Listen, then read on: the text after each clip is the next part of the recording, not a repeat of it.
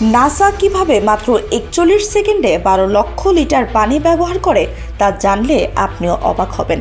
মহাকাশ অভিযানের সময় রকেটের ইঞ্জিন থেকে এমন তীব্র তাপ নির্গত হয় যে তা সহজেই মাটিকে পুড়িয়ে দিতে পারে। এই তাপমাত্রা ৩০০০ ডিগ্রি সেলসিয়াসেরও বেশি, যা ইস্পাতও গলিয়ে ফেলতে সক্ষম।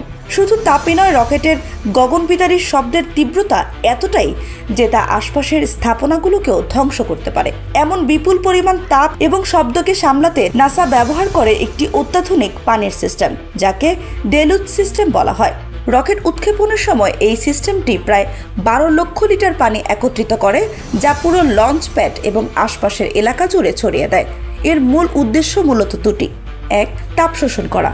রকেটের ইঞ্জিন থেকে নির্গত তাপ এত তীব্র যে এটি ইস্পাত পর্যন্ত গলিয়ে ফেলতে পারে এবং মাটিকে এমন তাপমাত্রায় পুড়িয়ে ফেলে যে তা একটি কয়লা বা ছাইয়ের স্তরে পরিণত হয়।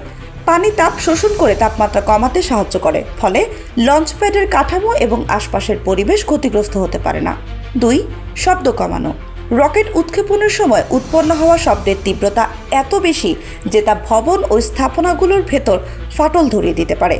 পানি ছিটানো হলে শব্দ কিছুটা শোষিত হয়, যা স্থানীয় বাসিন্দাদের ও আশপাশের পরিবেশকে নিরাপদ রাখে।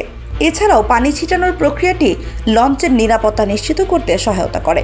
এটি শুধু তাপ ও শব্দ নিয়ন্ত্রণে নয়, রকেটের চারপাশে থাকা আবহাওয়া ও পরিবেশকে সুরক্ষিত রাখতে গুরুত্বপূর্ণ ভূমিকা পালন করে।